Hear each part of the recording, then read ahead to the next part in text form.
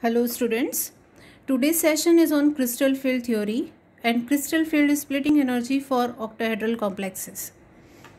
Now this theory was given by Hans Bethe and Van Leck. In 1932 this theory was given by Hans Bethe and Van Leck, and this theory was able to explain the formation, structure, color and magnetic properties of the coordination compounds to a large extent. So we will study this theory in detail. Now the central idea of crystal field theory is that the metal ligand interactions are purely electrostatic in nature. See, whenever a coordination compounds are formed, there is a central metal ion and there are ligands. Now in octahedral complex there are 6 ligands around the central metal ion. The bond that is formed between the metal and the ligand, what happens when according to the valence bond theory, this bonding was covalent in nature, but crystal field theory says that the bonding between the metal ion and the ligand is purely ionic in nature. Now how is it ionic in nature? See, metal has a positive charge over it. Ligands may be anionic ligands, or they, like example Cl minus, or they may be neutral ligands like ammonia. Now if there is a anionic ligand, then there will be electrostatic or ionic force of attraction between the oppositely charged ion, that is M plus and Cl minus. So if the ligand is anionic, there will be a force of attraction between the oppositely charged ion. But if the ligand is a neutral species, then there will be a force of attraction, ionic force of attraction between the metal ion, positively charged metal ion, and the negative end of this neutral species. Means each of these neutral molecule will have a dipole with partial negative and positive charge, and there will be a force of attraction between the positively charged metal ion and the negative end of the molecule. So it says whether either the ligand is anionic or it is neutral, the ligand is always treated as a point negative charge. Now according to VSEPR theory, when there are 6 negative charges, the most stable arrangement is that when the repulsion is minimum, and the repulsion will be minimum when these 6 ligands are present at the vertices of an octahedron. We have seen this in VSEPR theory. So these 6 ligands arrange themselves at the vertices of an octahedron, and we will study this theory for octahedral complexes. So an octahedral metal complex is formed because of the electrostatic attraction of a positively charged metal ion with 6 negatively charged ligands, or with the negative ends of the dipoles associated with the 6 ligands. Now this theory studies in detail the effect of the negative charge ligands on the energies of the 5d orbitals present in the central metal ion. Now whenever we take a free metal atom or ion, all the 5d orbitals are degenerate. Degenerate means we can represent the 5d orbitals like this. There are 5d orbitals and these have equal energy, so they are known as degenerate orbitals. Now what are the 5d orbitals? dxy, dxz, dyz, dx square, y square and dz square. Now if we have to, you must remember the shapes of these orbitals. When we draw dxy, there is x and y plane, and the lobes are between these two axes. So the lobes are at 45 degree to the coordinate axis. In dxz, we will take one coordinate axis as x, another one as z, and the lobes are oriented at 45 degree to this axis. yz, one of the axis taken as y, another one is z, and the lobes are at 45 degree to the axis. In dx square y square, the lobes we take axis as x and y, and the lobes are along the axis x and y. So this is the difference between xy and y, x square y square. Xy, they are between the axis. In x square y square, they are along the axis. In dz square, we take this axis as z, and there is a lobe like this, the concentric ring around this. So there are two orbitals whose lobes are along the axis. There are three orbitals whose lobes are at 45 degree to the coordinate axis. Now this is a octahedral complex in which the 6 negative ligands are present at the vertices of an octahedron. These negatively charged ligands are at the vertices. There is a central metal ion at the center, and these are the three axes: x axis, y axis, and z axis. Now what happens? A complex is formed when the ligands approach the central metal ion.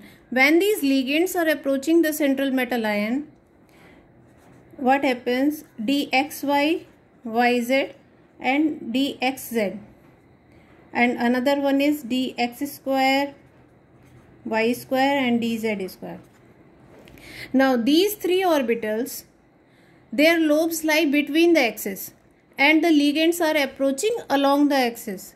So they will feel, both of them, all the 5 orbitals will feel the repulsion when the ligands approach the central metal ion, because they contain electrons as well as ligand electrons. So there will be a repulsion between the electrons of the ligands and the electrons of these 5 d orbitals. But when these ligands are approaching, their lobes lie between the axes, so they will feel less repulsion as compared to these two orbitals whose lobes lie along the axis. So they will feel less repulsion. Less repulsion means they will have less energy, or they are more stable. Now these two orbitals, they have lobes along their axis, along the axis along which the ligands are approaching. So they are directly in the path of the ligands.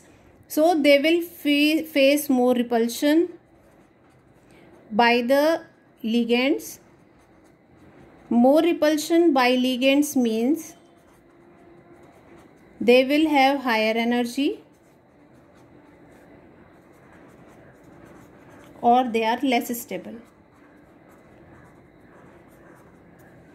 So through this diagram I have explained, this is the 5 degenerate orbitals in a free metal ion. So this is a condition in a free metal ion when there are no ligands. Now when the ligands start approaching, suppose we assume that there is a central metal ion here, positively charged central metal ion, and this is a spherical surface. If we place negative charges distributed equally on this spherical surface, then the negative charge will be equidistant from this metal ion. So the repulsion will be there, but the energy will not change. So this is the average energy of d orbitals. When the ligands approach the central metal ion, their energy will increase. So this state represents the average energy of d orbitals in a spherical crystal field. So when there is a spherical crystal field, all the ligands are equidistant from the central metal ion. They will face repulsion. The d orbitals will face the repulsion. Their energy will increase, but the energy will increase by the equal amount. That means they will still remain degenerate orbitals. Their energy will be same. But this is not the case when the ligands are approaching a central metal ion in a octahedral complex. So when the ligands are approaching the central metal ion in a octahedral complex, these d orbitals split into two set of orbitals because of the different repulsions faced by different orbitals, and these two sets of orbitals are known as, this is known as T2g set. T2g set contains dxy, xz, and yz, and this set is known as EG set. So EG set, these orbitals will have higher energy because they lie directly in the path of the ligand. Their lobes are along the axis, and the ligands are also approaching along the axis, but their lobes are between the axis, and they will face less repulsion as compared to these two orbitals. So they will split into two set of orbitals. So this is the main idea of crystal. So under the influence of the ligands, these 5d orbitals split into two sets of orbitals. One is known as EG set and one is known as T2G set. T2G set contains dxy, xz and yz orbitals. EG set contains x square, y square and dz square. Now their energy, the total energy of the orbitals do not change. See how the average energy, this point is known as barycenter. The average energy of the d orbitals, this point is known as barycenter. The energy of the EG set is increased by 3/5 delta naught above this average energy of the orbitals, and the energy of T2G set decreases by 2/5 delta naught below the average energy of the orbitals. So this is equal to 0.6 delta naught, this is equal to minus 0.4 delta naught, and the difference in the energy between these two sets of orbitals is represented by delta naught, where O represents the octahedral complex. So the energy of the two 5d orbitals do not change, means it remains same. See how there are two orbitals with 0.6 delta naught and 3 orbitals with 0.4 minus 0.4. So if you add them, you will get 0. That means the total energy of the d orbitals do not change on splitting, but 2 orbitals are raised above the average energy and 3 orbitals are below the average energy of the orbitals. Now let us first discuss what is crystal field splitting energy. Crystal field splitting energy is the difference in the energy between two sets of orbitals, that is T2G set and EG set. Now it depends on certain factors. First is oxidation state of central metal ion. I have given these two values. Oxidation state, these are the complexes of cobalt with water. Here the oxidation state is +2, here the oxidation state is +3. So as the oxidation state increases, the crystal field splitting energy also increases, means the splitting will be large. So it is directly proportional to oxidation state of central metal ion. Now how? See, the oxidation state means higher oxidation state means more charge on central metal ion. More charge on central metal ion means the radius will be smaller, and attraction, the higher charge means they will attract the ligands more strongly. So attraction for ligands will be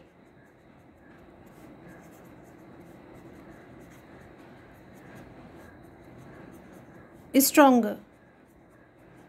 If attraction is stronger, the ligands will approach the central metal ion more closely, and if the ligands approach the central metal ion more closely, the splitting will be more. So splitting depends on how closely the ligands approach the central metal ion. So first factor which affect the crystal field splitting energy is oxidation state of central metal ion. Second, number of d electrons. If we are taking the ions in a particular transition series, and for the same oxidation state of the metal ions, see, I have taken a complex of cobalt and nickel. They are in the same 3D transition series and they are complex with water we have considered. See the crystal field splitting energy. Now as the number of d electrons increases, the crystal field splitting energy decreases. So along the series, as the number of d electrons will increase, the crystal field splitting energy will decrease. Third factor is principal quantum number of metal ion. This is an important factor for complexes of metals from same group. See, we have taken cobalt, rhodium and iridium. This is a metal of 3D, 4D and 5D. So as we go from 3D to 4D, the crystal field splitting energy will increase by 30 to 50%. Again, from going from 4D to 5D, it will again increase by 30 to 50%. So these are the values given. You need not learn the values. This is just data to show you how the values changes on moving down the group. Now what may be the reason for this? See, as we go from 3D to 4D to 5D series, what happens? The shells becomes larger in size. So d orbitals will be expanded or will be larger in size. Larger means there will be more interaction with the ligands. More interaction with ligands means more repulsion. More repulsion, that means more splitting. So higher will be the splitting. So crystal field splitting energy increases down the group.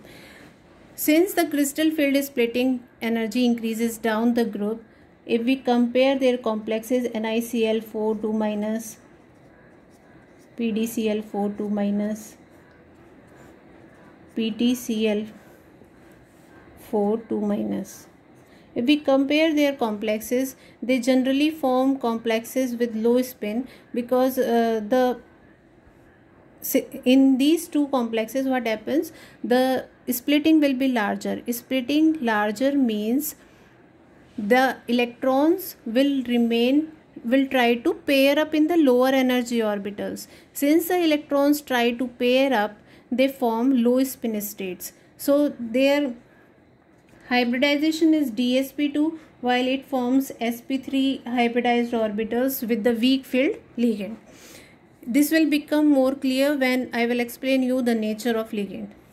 Next factor is geometry of complex. The crystal field splitting energy also depend on the geometry of complex. For octahedral complexes, the crystal field splitting energy is greater than for tetrahedral complex. What is the value for tetrahedral complex? Delta T is equal to 4/9 delta naught. So the splitting is much less in tetrahedral complexes as compared to octahedral complex. So crystal field splitting energy also depends on the geometry of the complex. Next factor is nature of ligand. Nature of ligand means if the ligand is strong. Strong ligands means it will cause more repulsion. More repulsion means high delta naught value. Weak ligands means which cause less repulsion. Less repulsion means delta naught value will be low. So the nature of ligand also affect the crystal field splitting energy. Now how do you remember the strong ligand and which are the weak ligands? There is a trick to identify the strong and the weak ligand. Generally ligands in which the donor atoms are halogens, oxygen or sulfur, they are generally considered as weak ligands, but is a general case, not always. So I minus, Br minus, Cl minus, F minus, these are the halogens. All of them are considered as weak ligands. Then oxygen containing C2 2 minus, OH minus, then we can take SCN minus through bonding through sulfur. So all these are weak ligands. So ligands in which donor atoms are halogens, oxygen or sulfur, they are considered as weak ligands. Ligands in which donor atoms are carbon, nitrogen or phosphorus, they are considered as strong ligands. Example, CN minus, NC minus, triphenyl phosphine,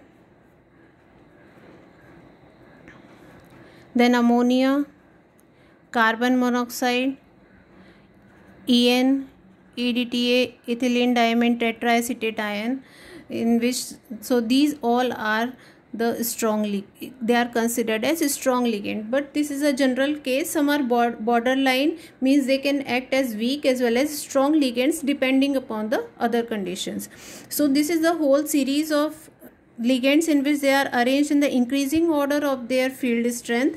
On the right hand side there are the strong ligands, on the left hand side there are weak ligands, and this series is known as spectrochemical series.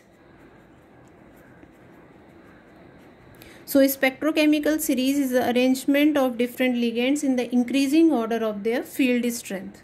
This series is known as spectrochemical series. Now coming to the last portion of this topic, electronic configuration for strong and weak ligand. I have just explained you, if there are strong ligand, for a strong ligand there will be more repulsion, so delta naught value will be high. Now we will compare this value with another term, which is pairing energy. Pairing energy P. It is the energy that is required to pair up an electron in a single orbital. Suppose it is an orbital, there is one electron present. If you are putting another electron in this orbital, there will be repulsion between the two electrons. So to overcome that repulsion, certain energy is required, which is known as pairing energy. So it is the amount of energy required to pair up an electron in a single orbital. Now if delta naught value is high, that means delta naught value will be higher than pairing energy. If delta naught value is higher than pairing energy, the electrons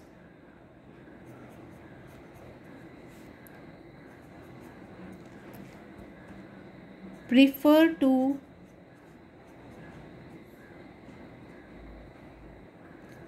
remain paired. That means जो भी value कम होगी उसके according electrons behave करेंगे. If the pairing energy is less, in this case when there is a strong ligand, delta not value is quite high, so pairing energy will be low. Since pairing energy is low, they require less energy to pair up than to go in a higher energy d orbital, so the electrons will prefer to remain paired. If in a case of weak ligand, delta naught value will be low. Delta naught value low means it will be lower than pairing energy. That means जो pair करने के लिए energy चाहिए वो ज़्यादा है उससे जो उसे हायर एनर्जी डी ऑर्बिटल पे भेजने के लिए चाहिए. So the delta not, this means that the energy that is required to pair up an electron is much higher than the energy that is required to excite an electron to a higher energy d orbital. So electrons remain unpaired as long as possible. यहाँ पर pairing हो रही है, so low spin complexes are formed. Low spin means less number of unpaired electrons. Low spin complexes are formed in case of strong ligand. Since the electrons try to remain unpaired as long as possible, they will form high spin complexes.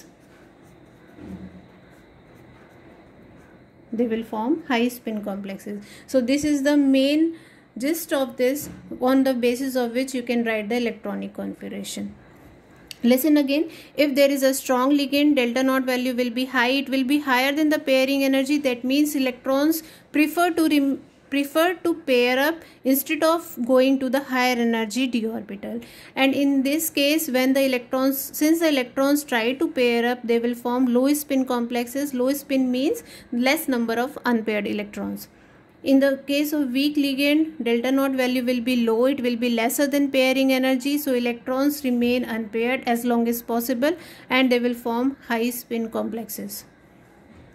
So we will start here. Strong ligand, the delta naught is greater than pairing energy. In this case, it is less than pairing energy. Now D1 configuration. See, these are the two orbitals. This is EG set and this is T2G set. What happens now? For D1 configuration, this is T2G and this is EG.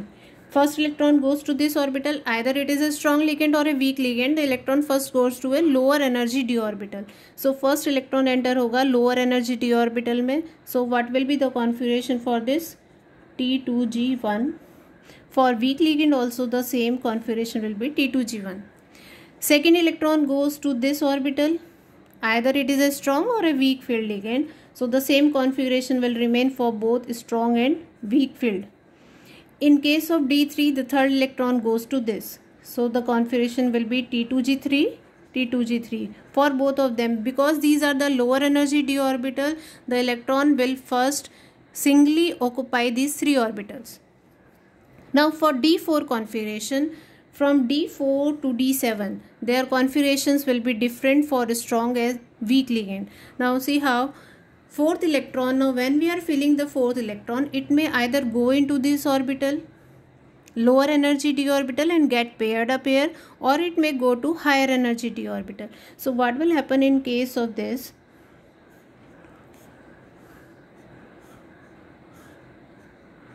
This is for, and this is for weak ligand. Now what happens? 3 electrons are already filled in both of them. Now for D4 configuration, what will happen? In case of a strong ligand, the pairing energy is less. That means the energy that is required to pair up an electron is less. So electron will prefer to pair up here. While in this case, the 4th electron will go here. So what will be the configuration here? You can write the configuration now. It is for D4, it is T2G4 Eg0. In this case, it is T2G3 Eg1. So the configuration will be different for strong ligand and weak field ligand. I hope you have understood this. After the filling of the 3 electrons in the lower energy d orbital, there are 2 options with the 4th electron. Either it can pair up here or it can go to higher energy d orbital. If the pairing energy is less, it will get paired up here and the configuration will be T2G4. If it is going to a higher energy d orbital, which is the case with the weak ligand, because pairing energy is higher than crystal field splitting energy, it will go to higher energy d orbital. Now for D5, the next electron will go here. I will make with a red pen. It will go here. The next electron will go here. So what will be the configuration now? T2G5 Eg0. Here T2G3 Eg2. For D6, now see for D6, the next electron for strong ligand will go here. For weak ligand, now these 2 orbitals are now singly occupied, so the next electron will go to lower energy d orbital. So what will be the configuration? Here it will be T2G6 Eg0. Here it will be T2G4 Eg2. So after 5 electrons are filled, all the 5 orbitals are singly occupied. The 6th electron will enter the lower energy d orbital for weak ligand. Now next is D7 configuration. Now these orbitals are already occupied for a strong ligand. So what will happen? The next electron will enter this orbital. In this case, what will happen? The next electron will pair up here. So I will make the 7th electron with this one. This is the 7th electron. Sorry, not here. It will go here. So this is the 7th electron. So what will be the configuration? T2G6 Eg1. Here it will be T2G5 Eg2. Now next, for D8, what will happen? I will make it again here.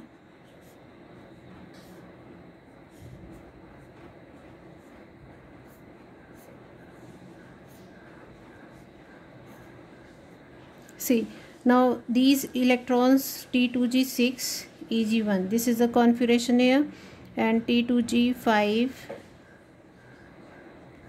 Eg2 is the configuration here. The next electron for D8 will enter here. For this, the next electron will enter here.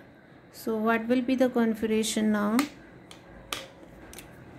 It will be T2G6 Eg2.